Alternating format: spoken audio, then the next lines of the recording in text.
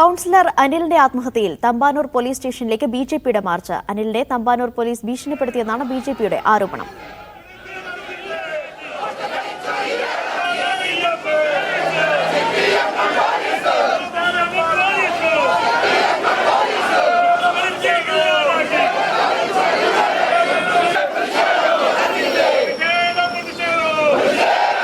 Sijo V John വിവരങ്ങൾ നൽകാനായി ചേരുന്നു. സിജോ, പ്രതിഷേധം ഇപ്പോൾ എങ്ങനെയാണ് പുരോഗമിക്കുന്നത്? അതോടൊപ്പം തന്നെ എന്താണ് ഇപ്പോൾ ബിജെപി പ്രതിഷേധവുമായി രംഗത്തെത്താൻ കാരണം?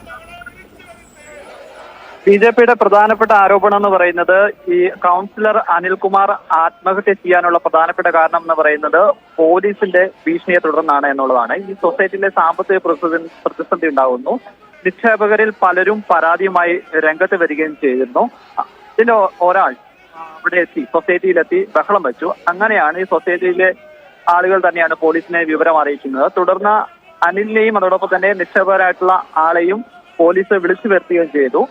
തുടർന്ന് എത്രയും വേഗം പണം നൽകിയില്ലെങ്കിൽ, നിക്ഷേപകർക്ക് നൽകിയില്ലെങ്കിൽ അവർ അറസ്റ്റ് ചെയ്യും എന്ന് ഭീഷണിപ്പെടുത്തിയെന്നാണ് ആരോപണം ഉന്നയിക്കുന്നത്. അതിനുള്ള മാനസിക സംഘർഷത്തിലാണ് അനിൽ ആത്മഹത്യ ചെയ്തു എന്നുള്ളതാണ് ബിജെപി ആരോപിക്കുന്നത്. പക്ഷേ ബിജെപിയുടെ ആരോപണങ്ങളെ അത് വാസ്തവവിരുദ്ധമെന്ന് തെളിയിക്കുന്ന തരത്തിലുള്ള റിപ്പോർട്ടുകളും ആത്മഹത്യാ കുറിപ്പുകളും ഒക്കെയാണ് ഇപ്പോൾ പുറത്തു വന്നുകൊണ്ടിരിക്കുന്നത്.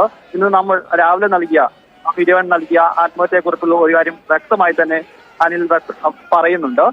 ഇത്തരത്തിൽ ബിജെപി ആളുകൾ തന്നെ, തങ്ങളുടെ കൂടെയുള്ള ആളുകൾക്ക് തന്നെ ഈ സംഘത്തിൽ നിന്ന് പണം നൽകി, വായ്പ നൽകി, അവരാരും തിരിച്ചടയ്ക്കാത്ത സാഹചര്യം ഉണ്ടായി. അതാണ് ഇത്തരത്തിലുള്ള ഒരു മാനസിക പ്രശ്നങ്ങളിലേക്ക് പോയത് എന്നുള്ള ഒരു കാര്യം ഉൾപ്പെടെയാണ് ആത്മഹത്യാക്കുറിപ്പിൽ വ്യക്തമാക്കുകയും ചെയ്യുന്നത്.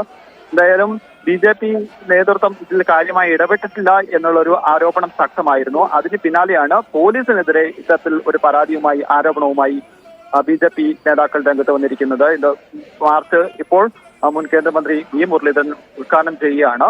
പോലീസ് സ്റ്റേഷനിൽ, തമ്പാനൂർ പോലീസ് സ്റ്റേഷനിലായിരുന്നു സംബന്ധിച്ച പരാതികൾ ലഭിച്ചിരുന്നത്. പോലീസ് സ്റ്റേഷനിലുള്ള മാർച്ച് അതിന് അടുത്ത ഒരു 50 മീറ്റർ അകലെ വെച്ച് പോലീസ് ഇപ്പോൾ തടയുകയും ചെയ്തിട്ടുണ്ട്.